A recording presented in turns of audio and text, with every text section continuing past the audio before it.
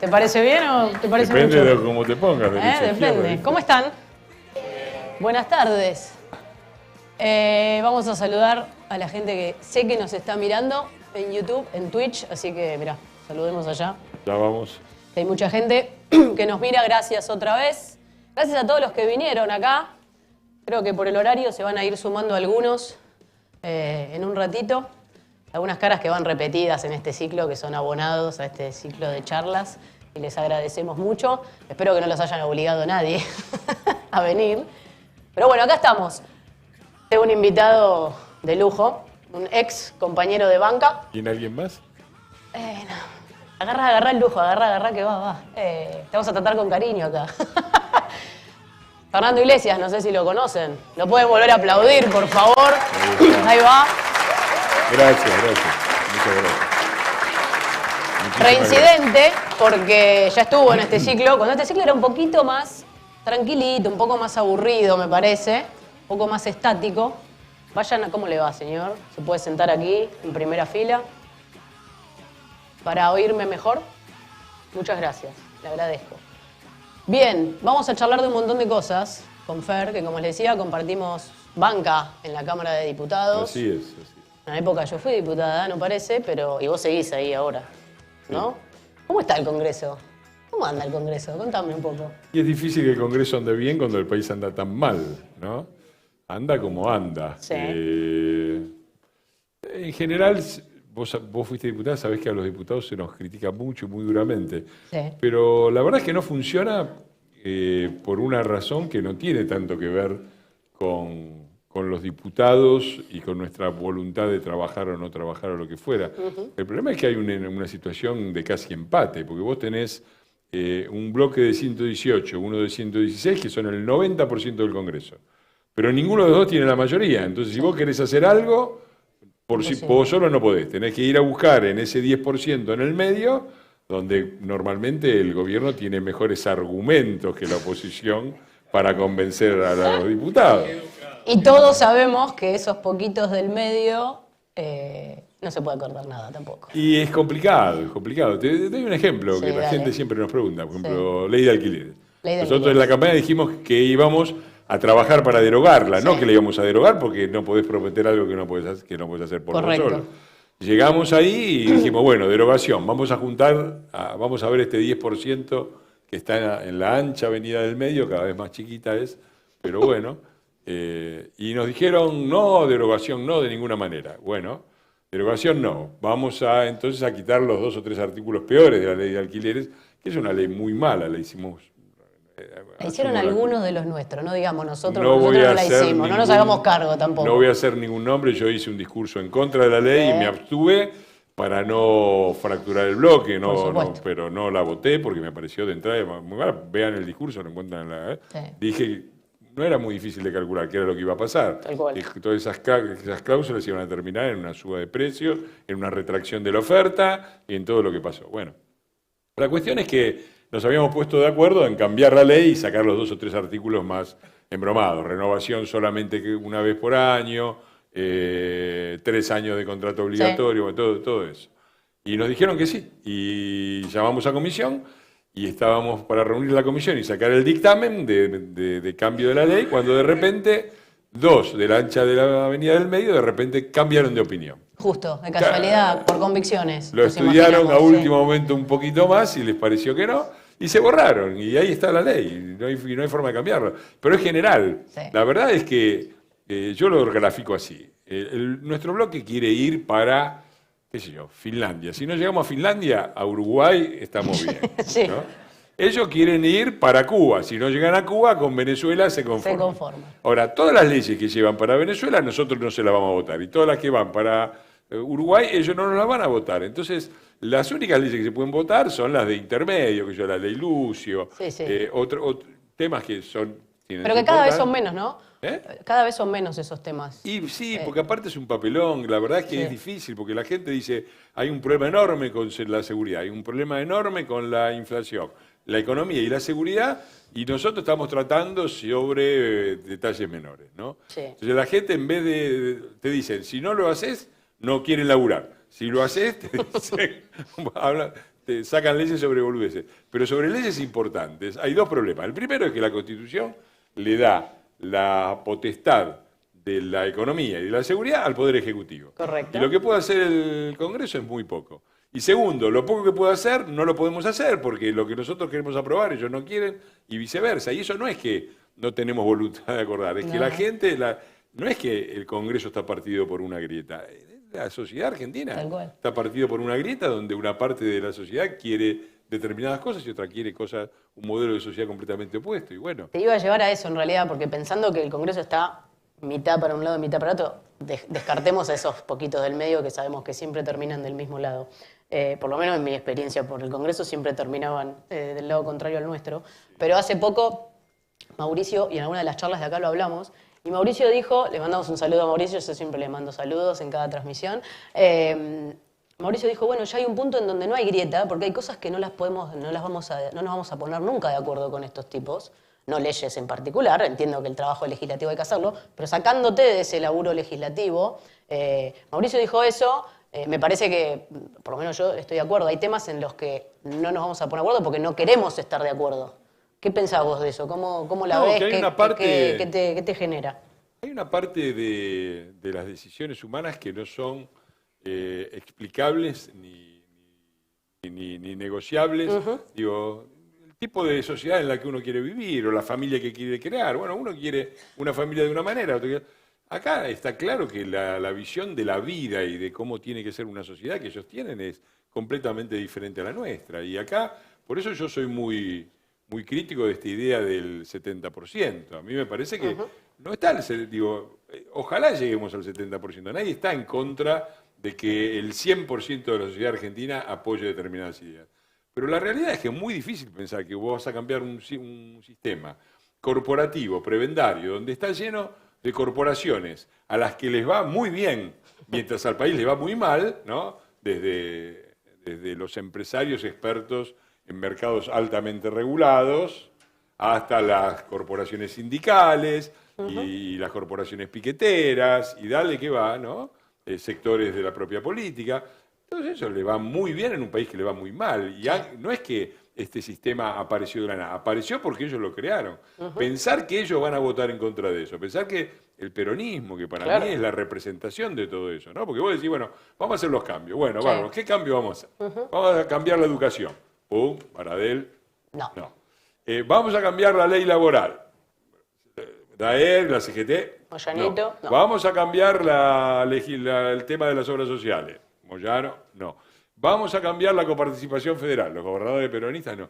Digo, está claro que detrás de cada una de estas partes corporativas de la Argentina está el peronismo, que es la representación política. Se ha transformado, si queremos ser más indulgentes, se ha transformado en la representación política de todos estos sectores y no va a ir para atrás, no es que se va a plegar y decir, qué interesante la idea de país que tienen, porque no es un problema simplemente de gusto y de concepción del país, es un problema de intereses, ¿no? Tocar eso, cambiar la educación y poner, qué sé yo, evaluaciones directas y un sistema meritocrático donde el docente, bueno, va en contra de lo que es... De todos sus intereses, de siempre. Ahora, tenemos que ganarle al peronismo este año, el peronismo en todas sus versiones.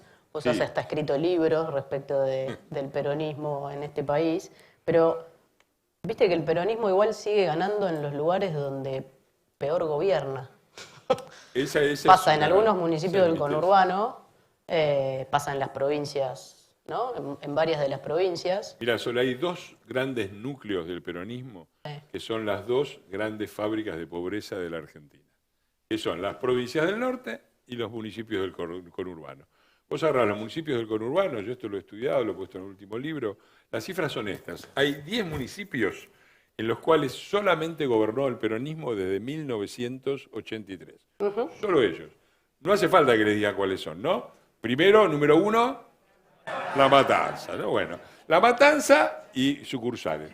Esos 10 municipios suman 5.700.000 argentinos. Son la provincia por lejos más grande del país, menos la provincia de Buenos Aires, de la que forman parte. Correcto. Pero son casi 6 millones de argentinos que solo conocen el peronismo como forma de gobierno. ¿no? Y eso es un núcleo de creación de pobreza que justamente obedece a esta regla, que el peronismo no es que gobierna donde ha gobernado bien, gobierna donde ha gobernado peor, sí, donde ha hecho que la gente quedase postrada y dependiente del poder político. Y el otro gran núcleo que abastece ese núcleo son las provincias del norte. Hay 8 provincias, en el 2021 se hicieron una elección desastrosa, la peor de la historia del peronismo. Sacaron el 34%, una cosa así. Sí. Un desastre. Ganaron solamente en 8 provincias. Las 8 provincias, todas del norte. Las 8 provincias con más empleados públicos que empleados privados. Desde un 50 y algo por ciento, creo, 51, al 78%, que creo que es La Rioja, el récord. Todas esas provincias... Son conscientes, ¿no?, que está diciendo que el 70% son empleados públicos. Okay, 70% del empleo para remarcar el dato. En el récord. Y la dependencia de esas provincias respecto a la coparticipación, es decir, de los recursos provinciales, de los recursos que maneja el gobernador, ¿cuánto sale de la coparticipación? En todas esas, claro, por supuesto, más de la mitad. Con el récord de Formosa, que es el 93%. O sea, este señor que ayer insultaba a los porteños, depende de una ciudad que le pone el 25% de la coparticipación, la aportan los porteños, y él se lleva eso, y con eso banca el 93% de sus gastos. Está para que los porteños le vayan a decir, mi plata no vale, claro, ¿no? Ya que te estamos manteniendo acá. Puteame, pero devolvémela, ¿no? Tal cual. Una cosa increíble, ¿no? Yo solo voy a tirar un dato para chapear. Los únicos 2 municipios que nunca ha gobernado el peronismo, uno es este y otro es San Isidro. Y son los 2 municipios, aplaudan cuando termine, por favor. No, cuando termine, porque no dije los datos todavía. Son los únicos 2 municipios que cuando comparás nivel educativo, deserción escolar, ingreso, salario, digamos, privado, ¿no? Todos esos índices son los mejores. En los 2 municipios que nunca fueron gobernados por estos muchachos. Y han pasado... En Vicente López ha habido un par de intendentes más, en San Isidro siempre lo mismo, pero no importa, más allá de eso, lo que digo es que no peronismo. Bueno, pero y están los datos, no es relato. Es que si vos querés... Bueno, sí. Antes. No, lo que yo creo que si uno quiere esquematizar la política argentina, sí, yo diría que son modelos de gestión. El de las, sí, claramente, por volumen, el más grande es el de la Ciudad de Buenos Aires, pero Vicente López es una experiencia también muy directa de gestión del PRO. Sí.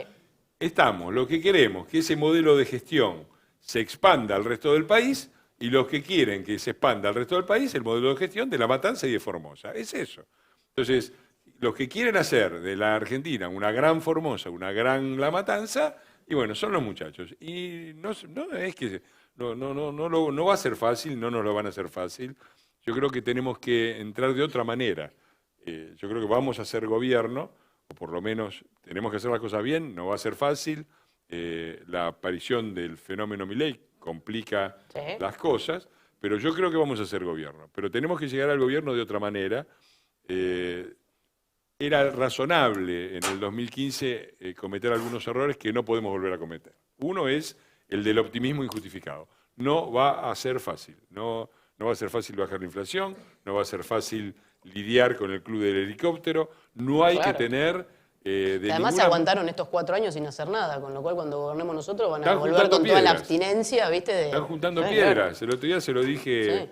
A Pitrola, que me lo pusieron enfrente en Crónica TV y empezó a hacer cosas.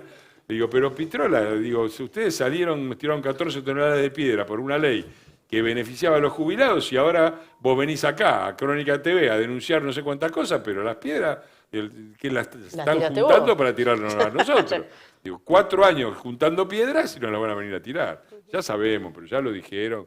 Lo dijo el segundo de la CGT, lo dijo Aníbal Fernández, sangre en las calles, lo dice Axel, se viene una tragedia, hay que prepararse. Bueno, ya sabemos lo que se viene y no hay que ser tan ingenuos de pensar que nos la van a hacer fácil, que van a votar con nosotros, nos la van a hacer difícil, espesa, y para eso tenemos que lograr 2 cosas. A ver. Un gran triunfo electoral y después tener la convicción política. No necesitamos el 70%, esto es una democracia. Con llegar al gobierno y tener el 50% más uno de los votos en el Congreso, hay que hacer los cambios. Después las cosas suceden y después si llegamos al 70%, con mucho gusto. Alberto llegó al 80%, podemos llegar al 70%. ¿No? Mientras que no lo perdamos tan rápido. Tan difícil no puede ser, pero después, primero hay que hacer las cosas. En muchas de las cosas que decís cada tanto o que has escrito, sos muy concreto en decir y en pararte en que esta crisis es mucho peor que la del 2001.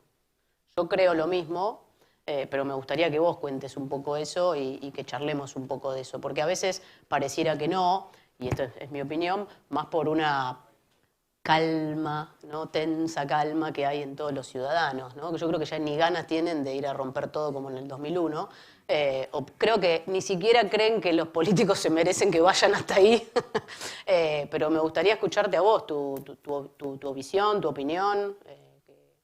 Sí, bueno, hay un montón de cosas que es difícil de medir, como por ejemplo la educación, sí, o la forma, la convivencia entre los argentinos, que se han deteriorado enormemente. Con respecto a eso, son difíciles de medir. Pero hay cosas que son muy fáciles de medir, que es la economía.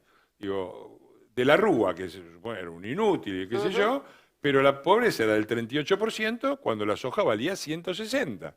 Hoy la pobreza es del 42% y la soja vale 550. Vos dale la soja a 550 de la Rúa en aquel momento, y hoy estamos haciendo la estatua de la Rúa, sí, claro, y llevándole flores en recordatorio. Porque claramente una parte fundamental del problema que hubo en ese momento fue el bajísimo nivel de precios de los commodities. Entonces, vos tenés más pobreza, ¿no? Y considerablemente más, de 38 a 42, en un contexto internacional mucho más favorable. Tenés inflación.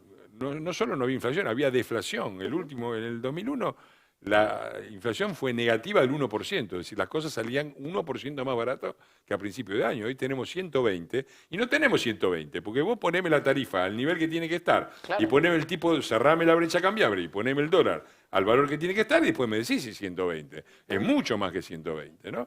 Entonces, no teníamos inflación, tenemos inflación. Teníamos superávit comercial de 4.000 millones de dólares, si no me acuerdo más, o casi, con la soja 160. Hoy tenemos la soja 550 y van con la gorra, pasando la gorra, van a Estados Unidos y le dice, dennos no, porque si no vamos a China. No le dan, van a China y dicen, dennos porque si no. Después van a Brasil y le dicen, un gran abrazo, compañero, más dinero. Besito y chau, ¿no? Tristeza no ten fin, dineriño ten. Te felicitan por las 3 estrellas, claro, todo, y te despachan. Entonces, vos comparás 2001 con ahora y estamos mucho peor en muchísimas cosas. Sí, claro, en muchísimas cosas.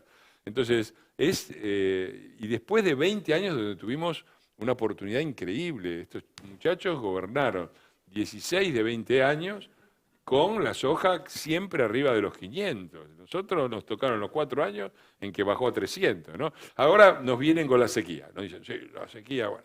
Yo hice la cuenta de la bendita sequía. La Argentina, en el año 2018, cuando la sequía nos tocó a nosotros, fue una sequía menor, pero los precios estaban más bajos. Entonces nosotros tuvimos ingresos por alrededor de 23.400 millones de dólares. Este gobierno va a tener ingresos este año por 26.000 millones de dólares, más de los que tuvimos nosotros, porque la sequía fue más fuerte, pero los precios crecieron el 40%. Este gobierno, que se queja de los 20.000 millones de dólares que le faltan este año, no cuenta que los 2 años anteriores le entraron 30.000 millones de dólares de más solamente por diferencia de precios. Es decir, si vos agarrás la cosecha del 21 y el 22 y las vendés al precio de 2019, perdés 30.000 millones de dólares. Entraron 30.000 millones de dólares no por más producción, porque la producción fue menor, sino porque los precios subieron más del 40%, en gran medida por la guerra, y se quejan también de la guerra, que tuvieron que enfrentar la guerra. ¿Cuándo enfrentaron la guerra? En Ucrania casi no hay inflación, acá estamos en el 120%. Entonces es todo una... Lo peor de todo es que nosotros tenemos, llegamos, creo sí, en una situación dramática donde va a ser muy difícil, porque es muy difícil a los argentinos explicarles que sí, estamos viviendo muy mal, pero estamos viviendo muy mal por encima de nuestras posibilidades. Es como si vos no está bien, vivís muy mal, pero además seguís juntando deudas, seguís sin poner la economía a funcionar. Y va a ser, yo creo que mi pronóstico es que el primer año va a ser muy difícil y que si lo pasamos y ordenamos y hacemos bien las cosas, en 3 o 4 años la Argentina tiene una oportunidad extraordinaria porque el resto de los planetas están alineados a nuestro favor. Bueno, igual dentro de todo estás bastante optimista, porque 3, 4 años suena bien, ¿no? De lo que por ahí otros pueden pensar que son mucho más, 5, 6, para arrancar, 10, no es que vamos a estar bien en 4 años, pero vamos a arrancar, sí. Mirá, la Argentina no es que tiene, todos creemos que la Argentina es un país enormemente rico. Sí. Yo creía lo mismo, hasta que me fui a fijar en las estadísticas. Y hay un índice muy bueno de la ONU que es recursos naturales per cápita. Sí. Pero la Argentina no es tan brillante en recursos naturales per cápita, no es mucho más rica que los demás países de la región. No.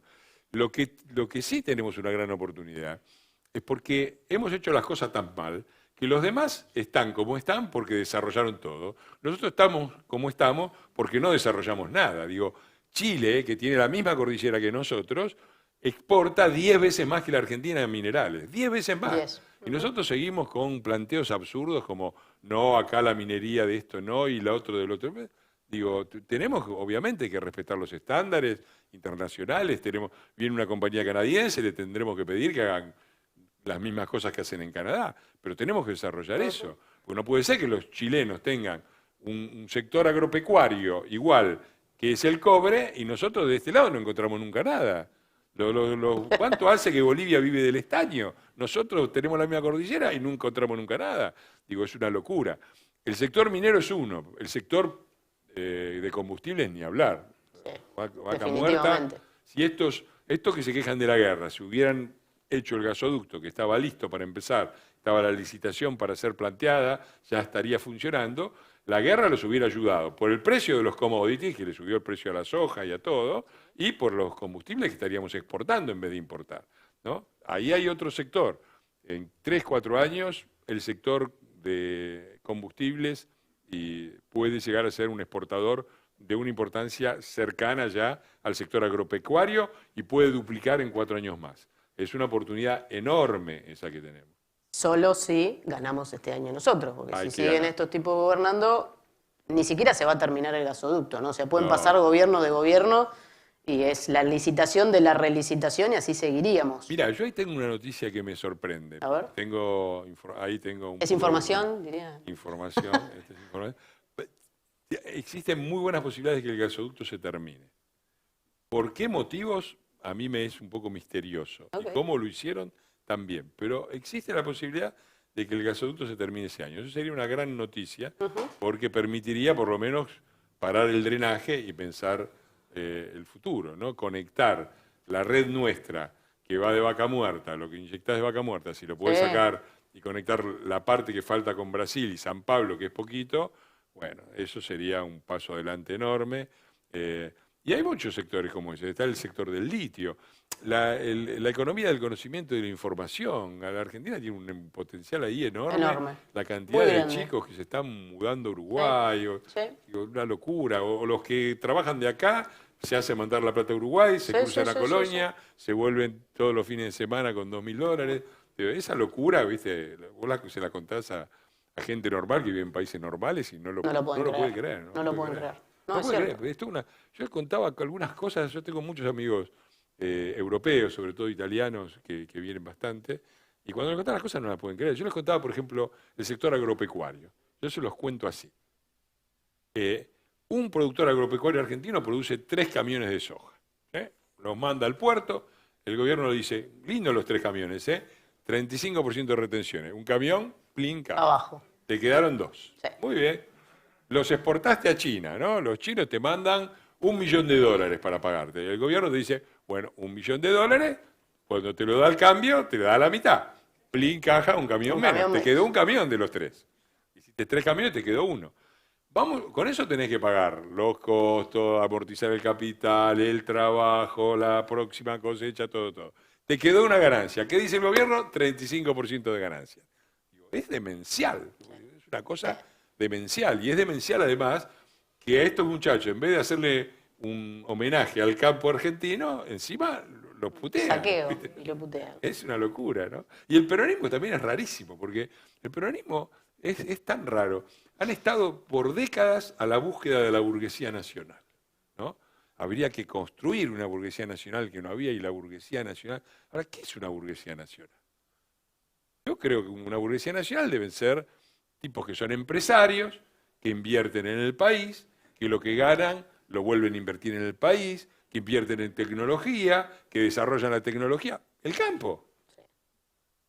Lo tenían ahí servido, ellos eran la burguesía nacional, que ellos se tendrían que haber apropiado. No, los persiguieron de entrada con el IAPI, ¿te acordás? Desde el 45, y lo siguen odiando.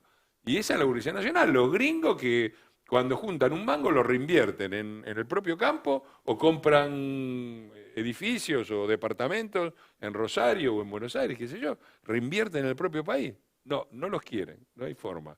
Y se inventaron una burguesía nacional que nazi. No voy a hacer muchos nombres.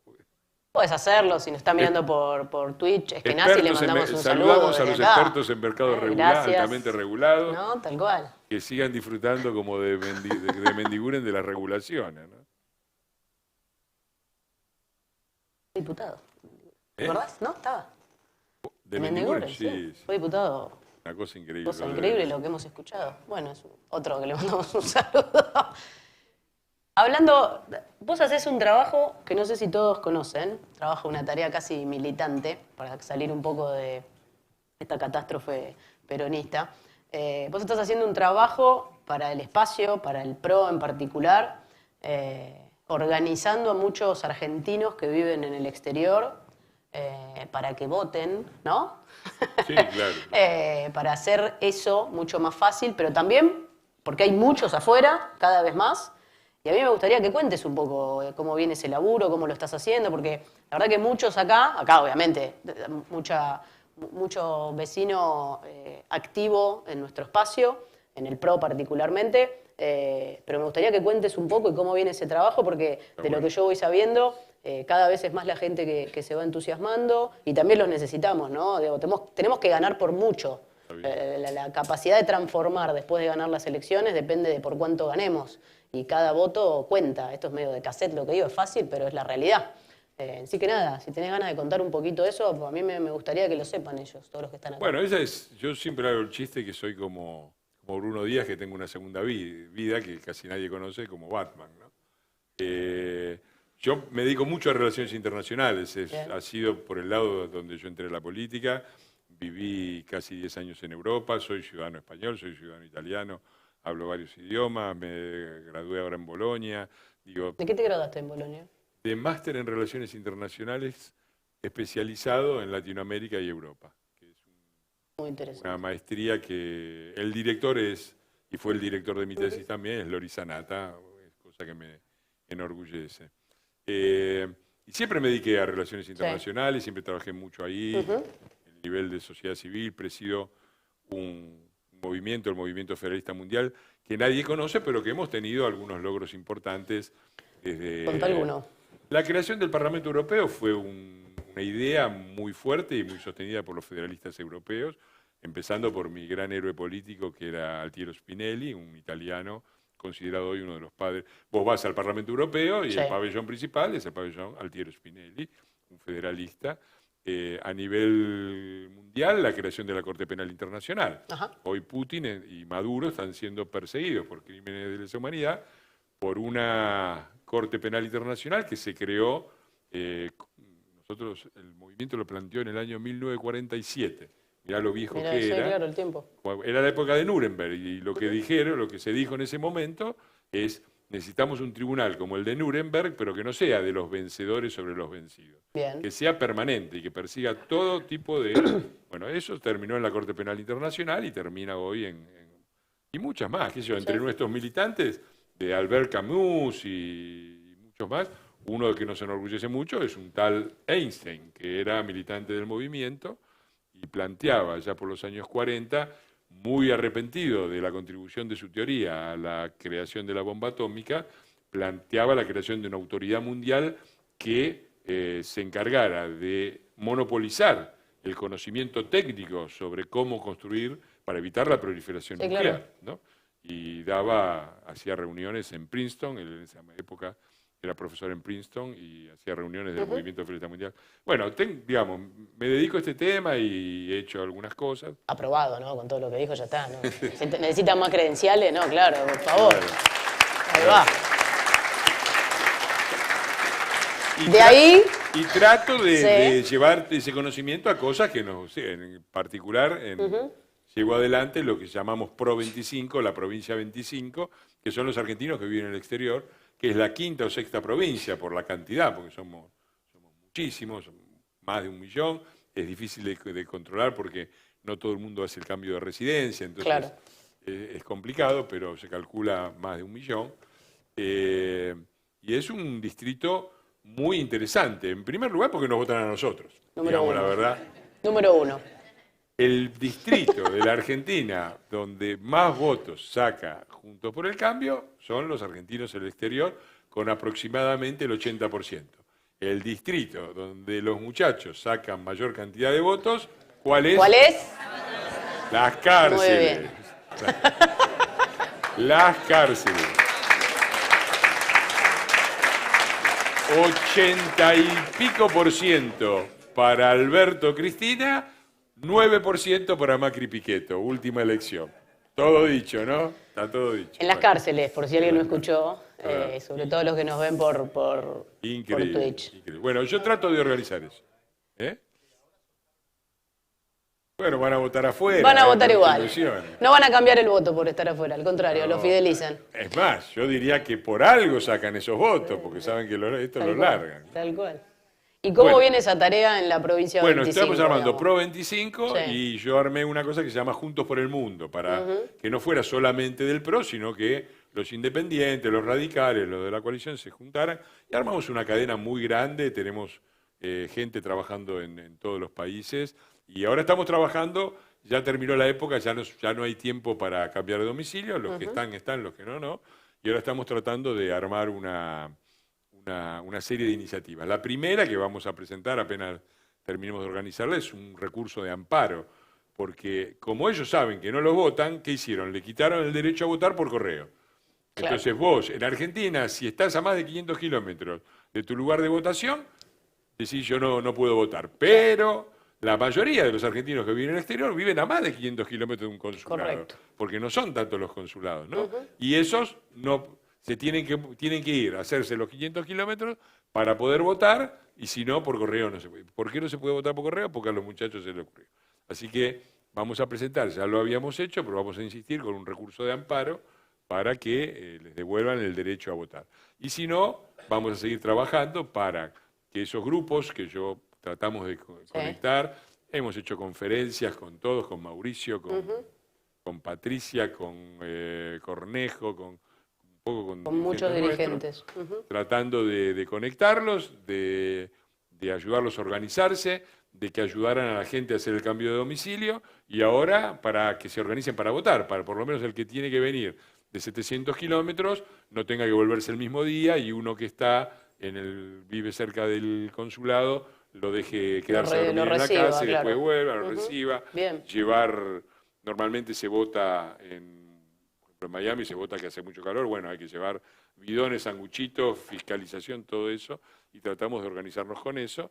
Y la verdad que con mucho éxito, porque es una experiencia, yo viví afuera, no es fácil vivir afuera, no es fácil. Yo me fui los 2 primeros años, estaba chocho, me encantaba todo, después me empezó a agarrar la nostalgia y después me volví. Así fue, y largué. Mi primer trabajo acá fue de camionero de mi viejo, por 800 pesos, que eran $800. Ojo, y no terminaste como Moyano. Mirá qué destino podrías haber tenido. Tengo. Mirá si te teníamos de la vereda enfrente. Yo se lo he dicho en la cara. Le dije, Hugo, tengo más horas atrás del volante de un camión que vos. Así que respeto. Respeto. No, es difícil vivir afuera. Y es una vergüenza, porque un país que era un núcleo de atracción de la emigración, ¿no? Sí, donde los europeos que venían, ¿por qué venían? Y a veces por el idioma, por muchas cosas, pero decían, ¿a dónde me voy? ¿A Estados Unidos o a la Argentina? Y no era fácil tomar la decisión, ¿no? Y hoy es un país que expulsa gente, que expulsa chicos, que expulsa... Hoy no se discute por la mala, por lo negativo. Es horrible, horrible eso. Y es horrible que el mismo país que te expulse, después te pone trabas para ejercer tu derecho a votar. Eso es verdaderamente muy duro. ¿Ya en el 21 no pudieron votar por correo? No se pudo. Pues se presentó un recurso de amparo por inconstitucionalidad de la ley. Sí. Y la Cámara Nacional Electoral la rechazó. Nosotros estamos buscando otra vuelta, que no es pedir la inconstitucionalidad, sino simplemente que el que vive afuera diga, yo tengo el derecho, porque la Constitución me lo da, a votar, soy ciudadano argentino, ya ejercí mi derecho, o muchos ejercieron ese derecho por correo, quiero que me den el derecho a votar por correo, con el mismo criterio con el que le dicen a uno, que a más de 500 kilómetros puede no votar, claro. Yo que vivo a más de 500 kilómetros quiero tener el derecho de votar por correo, ¿no? Es razonable. Sí, es razonable que la razonabilidad no abunda en estos años kirchneristas. Sí, sí, es así. Seguimos haciendo antikirchnerismo para los que nos están viendo por Twitch y por YouTube. Los invitamos a que se sumen. Igual me parece que tenemos una gran oportunidad. Vamos a ponernos para salir de la crítica y pensar un poquito más allá de lo difícil que va a ser cuando ganemos las elecciones. Yo coincido con vos que vamos a volver a gobernar el país, ojalá que la provincia, ¿no? Porque te lo digo ya desde gestión local, rol de intendente, esta provincia no resiste otro periodo de Kicillof al mando. No resiste. No resiste por buena gestión que tengamos en Vicente López, como la pueden tener en San Isidro, algunos otros intendentes de nuestro espacio que también hacen una gran tarea. Es muy difícil porque no nos podemos aislar de la realidad que nos toca, que es la de una provincia en donde el gobernador es un inútil, no tiene un equipo capaz. Es un pobre chico, yo siempre lo he dicho y me decían, no, yo creo que tiene serios problemas ahí le falta un par de jugadores. Ok. En el Día Nacional del Bullying, no es hoy el día, ¿eh? Yo lo lamento. Y hay que tomar conciencia de eso y de verdad. Pero la verdad es que, y esto más allá del chiste, es una crítica fundada. Este municipio tiene menos policías desde que gobierna Kicillof. La provincia, todos los... Hoy lo escuché al gobernador en un acto en donde juraron nuevos cadetes de la policía. El apero Macri, el apero Vidal, me dejaron una policía diezmada, toda una sarta de mentiras increíbles, solo para presentar a algunos patrulleros que va a repartir así medio discrecionalmente y algunos cadetes de policía. La verdad es que no resiste la provincia. Y si bien vos sos un porteño, como diría, ¿no? Infran, más o menos. Más o menos. Tengo 30 años de Avellaneda, señorita. ¿Verdad? Piñeiro, barrio obrero de Avellaneda, avenida Pavón, pues Avellaneda tiene la avenida Mitre, que es la de clase media, y Pavón derecho, que es la agarrate. La picante. Bueno, de la picante. Además quiero que sepan que somos hinchas del mismo cuadro de fútbol, que es Independiente. Si hay alguien de Racing se puede retirar en este momento. No. Se agradecen los aplausos y todos pueden aportar a nuestro club. Voy a pasar el chivo de la campaña porque hay que sostenerlo. Otra institución víctima de Moyano. Mirá, el peronismo, yo tengo, como dice la canción de Serrat, entre esos tipos y yo hay algo personal. Sí. El peronismo rompió el país, primero, rompió la Avellaneda en la que yo me crié. Yo hasta los 30 años nací en Capital porque mi papá era en aquella época obrero y el sindicato tenía el sanatorio. La prepaga de la obra social, sí. En Alberti y Belgrano. Entonces nací en Capital porque cruzaron con un Ford 39 que tenía mi viejo, año 57, hace 20, se cruzaron, pero yo me crié en Avellaneda. Normal, Jardín de Infantes en el Sol Argentino, Club de Barrio. Bien. Primaria en el Normal de Avellaneda, secundaria en el Normal de Avellaneda. El peronismo rompió Avellaneda. Yo lo he visto en primera persona, lo que era la Avellaneda cuando yo era chico y lo que es ahora. Digo, hay una demostración práctica muy fácil. Cuando yo era chico, vos cruzabas de Avenida Mitre para Capital, Puente Pueyrredón, hacías la curvita, Montes de Oca, era lo mismo. Avenida Mitre y Montes de Oca era lo mismo. Vayan ahora. Vos ves Avenida Mitre, que es la parte distinguida todavía de Avellaneda, que todavía conserva algunos de sus fastos, pero es un festival de todo por 2 pesos, es una cosa realmente... Y cruzás del otro lado, de Capital Federal, después de unos años de gestión del PRO, realmente es, vos decís, bueno, podría ser la periferia de cualquier ciudad europea, o podría ser, digo, dos ambientes completamente distintos y 2 países distintos, cuya diferencia central ha sido la forma de gobernar. Bueno, ellos rompieron Avellaneda, ellos rompieron la provincia de Buenos Aires, en la que yo me crié, rompieron el país, rompieron mi familia también, porque gran parte de mi familia se desintegró con la grieta. Quedamos unos pocos de este lado, la mayoría quedó del otro lado, y adiós a muchas ceremonias familiares que para mí eran muy importantes. Y rompieron, finalmente, después de romper todo, rompieron el club. Rompieron también Independiente, ¿no? Con una gestión de Moyano que fue pavorosa, realmente escandalosa. Pavorosa. Entonces, es difícil, ¿no? Porque la verdad, la sensación que tengo es que son una máquina de... Se quejan de los que dicen que van a demoler y ellos han sido una máquina de demolición, ¿no? Bueno, una de esas palabras, si no me falla la memoria, porque hoy mientras lo escuchaba Kicillof no lo escuchaba, ¿viste? Pues en algún momento decís, basta. El celular, no sé, contestar mensajes, era insoportable. Y él hablaba de todo lo que nosotros habíamos demolido, ¿viste? En los 4 años de nuestro gobierno. Y desde que él es gobernador, todo empeoró. Ahora hablamos de cuestiones generales, pero podemos hablar de educación. Todo peor. Y ahí no hay ni guerra, ni FMI. El otro día en una discusión con uno me decía, bueno, pero vos pensás que la provincia está así porque la pandemia, la guerra y el FMI. Le digo, ¿qué tiene que ver el FMI con la inseguridad en la provincia de Buenos Aires? Nada. ¿Qué tiene que ver la guerra acá en esta provincia? Nada. Entonces, en una de estas charlas hablábamos mucho también de las batallas culturales que tenemos que dar y cómo enfrentar y pelearnos con el relato, ¿no? Y no quedarnos más callados. Vos has sido un gran vocero de eso, ¿no? De levantar la voz siempre. Lo intento, no sé si lo he conseguido, pero lo intento. Yo creo que ¿Viste? Cada vez más, dicen acá. Yo creo que la política argentina no se puede leer con un manual de política. Si vos agarrás el manual de política, un manual alemán, un manual clásico, en español también, pues, bueno, la derecha, el centro, la izquierda, el centro-izquierda, el liberalismo. Vos agarrás así, querés entender lo que pasa en la Argentina y no entendés nada. Vos querés entender lo que pasa en la Argentina, agarrás el manual de psiquiatría. Agarrás el manual de psiquiatría y vas al capítulo El psicópata.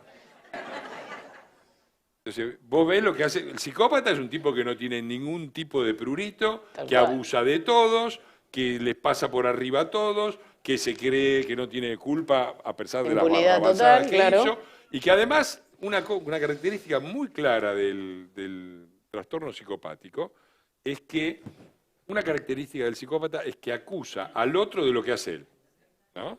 Es el golpeador, pero te acusa de ser vos el golpeador. Vos analizás las argumentaciones de Alberto para volver al gobierno del peronismo, a través de Alberto y de ellos para volver en el 2019, y son todas las cosas que dice el marido golpeador para que la mujer la deje entrar a la casa. Volví, pero volví mejor. En realidad no era yo el que te golpeó, era otro, me puse nervioso por aquello, por lo otro, mirá con quién te metiste, mirá cómo te fue, ahora abrime la puerta, volverán nuestros días felices. Todo el repertorio del marido golpeador es el discurso de ellos del 2019. Y la acusación de que vos sos lo que ellos hicieron, es todo el día. Ellos dicen, pero Macri, pero la guerra, ¿sí? Pero la pandemia, pero la sequía, pero el FMI. Bueno, vamos uno por uno lo más rápido que se pueda para no aburrirlo. Pero Macri, ellos dijeron tierra arrasada. Yo siempre digo, devuélvanos la tierra arrasada, por favor. Por supuesto. Porque teníamos equilibrio fiscal, 0,4% de déficit primario, teníamos... superávit energético, hoy estamos en déficit, ¿no? Teníamos superávit comercial de 16.000 millones de dólares con la soja 340. Hoy estamos mendigando dólares con la soja 550. Teníamos 12.000 millones de dólares de reserva en el Banco Central, líquidas, ¿no? Platita, la platita, no el número. La platita fresca, 12.000 millones de dólares. Hoy se calcula que son menos de 1.000 millones de dólares en reserva. Hay algunos que dicen que estamos en negativo, lo que quiere decir que están metiendo la mano en los ahorros de los argentinos. Sí. Teníamos... Poquito. Bueno, teníamos... Sí. Pero sí, volvé. El cepo nuestro era un cepo para los grandes inversores que movía y tenía un límite que creo que era de 20.000 dólares, una cosa así. Sí, era algo limitado. Era para evitar las especulaciones de los grandes inversores. Esperá que si no te escucha vos el resto y no sale. Volvé. Pero todo, que nos devuelvan la tierra arrasada. Ojalá nos devolvieran la tierra arrasada, porque tendríamos, entre otras cosas, unos 80.000 millones de dólares menos de deuda, primera cosa, y tendríamos la pobreza de 42, de 30. Nosotros tuvimos un problema, la habíamos bajado y terminó, la habíamos recibido en 30 y pic, 30,5 y la devolvimos en 35. Mal, pero fueron 4 puntos en 4 años. Estamos en 42, muchachos, en 42. Entonces, que nos devuelva, pero Macri, cero, la tierra arrasada es esta. Pero el FMI. El FMI y la deuda, para empezar, dice, el problema es la deuda enorme que dejaron. La deuda privada la patearon para el próximo gobierno, para nosotros. No pagaron un peso, la reestructuraron y empezaron con los bonos que emitieron a 100, hoy valen 20 pesos. ¿No? No pusieron un peso. Al FMI, en este momento, la cuenta da a favor de la Argentina 2.200 millones de dólares. Es decir, desde que ellos empezaron a gobernar hasta ahora, el FMI puso en el país 2.200 millones de dólares más de los que retiró. Porque cada vez que retiró, primero te da la plata. Y como puso plata por el tema de la pandemia, nos quedaron 2.200 millones de dólares que nos entraron. O sea, no tuvieron ningún problema con el FMI, al contrario. Si todavía tienen 1.000 millones, pongamos, de reserva, es porque 2.200 lo puso el FMI. Y podemos seguir así. La guerra es la que le permitió que les entraran 30.000 millones de dólares en los 2 años pasados, como lo acabo de explicar. Sí. La pandemia, sí, está bien. Recordemos que con la pandemia llegaron a tener 80% de apoyo. Si hubieran hecho las cosas razonablemente bien, estarían gobernando por 20 años más. Hicieron un desastre. Además, pandemia hubo en la región y la región no está como Argentina. No, por supuesto. Para ningún lugar que mires, para arriba, para los costados. Pero es lo mismo que con la inflación. La inflación es acá y no en Ucrania ni en Rusia. ¿Cómo es? Entonces, el problema, esto se explica solamente con el manual de psiquiatría. El psicópata acusándote de lo que hace él. Y para tratar de igualarlo, como no puede explicar lo que hace, dice que lo hiciste vos. Que el problema son... Y el campo, el otro pero el campo que no quiere liquidar. Pero si están viviendo del campo, las cuentas se sostienen gracias al campo desde hace 2 décadas, ¿no? Entonces, me parece que es muy importante. Yo no sé qué valor tiene mi figura. Yo creo que si tiene algún valor es que creo que en momentos muy difíciles yo me he parado delante de ellos y he dicho, mira, yo no te tengo miedo y no acepto ese argumento y a mí no me grites porque yo te grito más que vos. Correcto. Eso no sé si sirvió para mucho, pero me parece que muchos argentinos les da la sensación de, bueno, yo creo que estamos sí, a la merced. Sí. No sé, creo que sí. Es lo que he intentado. Te he escuchado adentro de la cámara, que grita más que en la tele, así que imagínense. Es más grande. Picante. No, pero el estudio es chiquitito, la cámara. Sí, bueno, pero te has enojado, te he visto como más brotado, si querés. Pero hay algo, para mí una buena medida, en la Cámara de Diputados, en general, cuando hablan los diputados, nadie les da bola, ¿viste? Todos hacemos otras cosas. Algunas pocas personas, cuando hablan, se calla todo el mundo para escucharlos, y vos eras una de esas, por lo menos en mi registro. Se callaban los de este lado y empezaban a gritar los del otro. Bueno, pero te prestaban atención. Todos me daban bola. Pero te daban bola a todos. Y creo, para ir ya de lo último que nos queda, esta charla tiene un título que es Batallando Ideas por la Libertad, pero el tema de la batalla viene porque... en el machete que me hacen antes de venir a estas charlas, dice que Mauricio te dedicó su libro y puso para un gran batallador de ideas, algo así, ¿no? El batallador de las ideas te bautizó. Sí, es un gran orgullo, porque yo creo, en general, no lo digo por vos, pero en general, mucha gente pasa por el poder legislativo pero piensa más en el Poder Ejecutivo. Está muy bien, cada cual tiene su forma de ver no, igual la eso política. sí, decirlo por mí, pero no. ¿Eh?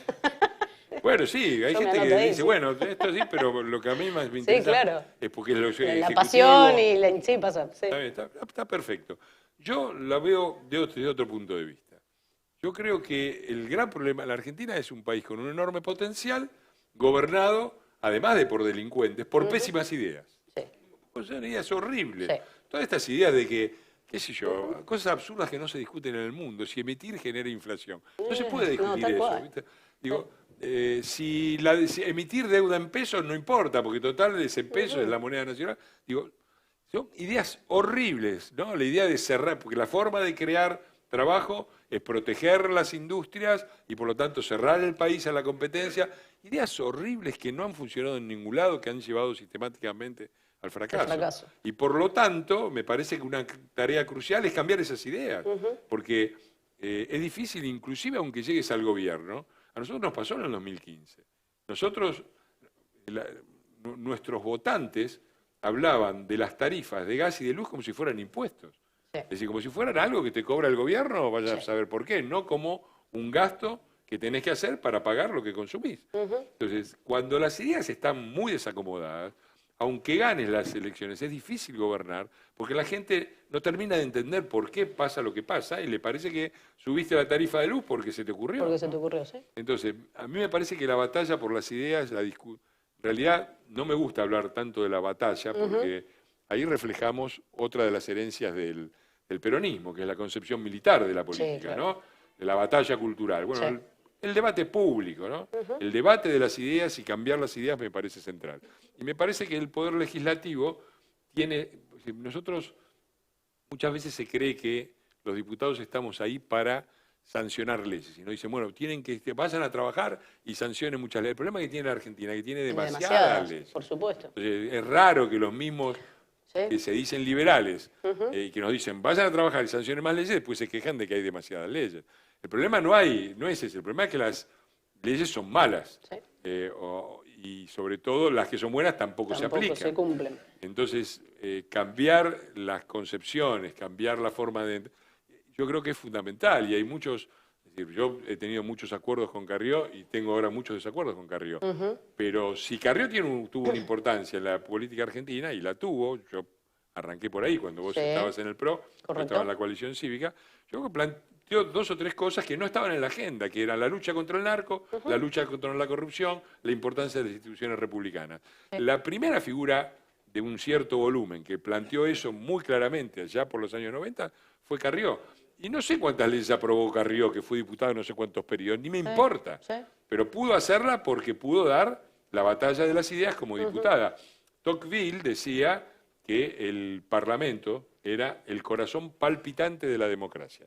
Y yo creo en eso, creo que los debates parlamentarios son muy importantes, que la importancia de ser diputado excede absolutamente la sanción de leyes y que tiene que ver con la conformación de un espacio público, de una sociedad que deje de guiarse por pésimas ideas y empiece a razonar de una manera más o menos normal, que nos permita tener un país más o menos normal. Porque no queremos ganar el campeonato del mundo todos los años, lo que queremos es tener un país que no nos avergüence y dirigentes que no nos avergüence, y donde se pueda vivir en una forma razonable, sin la inflación que tenemos, sin la inseguridad que tenemos y sin los sobresaltos que tenemos todos los días.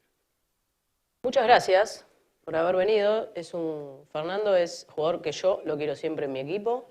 Todos acá en el PRO de Vicente López y de otros lugares que hay, te queremos en nuestro equipo. Coincido, creo que tipos como vos en el Parlamento nos bien representan, porque también nos tenemos que sentir representados, ¿no?, por todas esas personas que ocupan esos lugares. Así que gracias por seguir ahí dando la discusión. En un año electoral estás en la cancha correcta, definitivamente, creo. Así que gracias. Gracias por venir. Gracias a vos, gracias a Pablo, que también es parte. Sí, acá todo el equipo. Apláudanlo a Fernando. Gracias, además, personales. Y gracias. Muchas gracias. Y muchas gracias a todos ustedes. Yo creo que se vienen, como dicen que es la maldición china, ojalá que vivas tiempos interesantes. No ha habido episodio más interesante en la historia del mundo que la Segunda Guerra Mundial, pero fue bastante difícil. Lo que quiero decir es esto.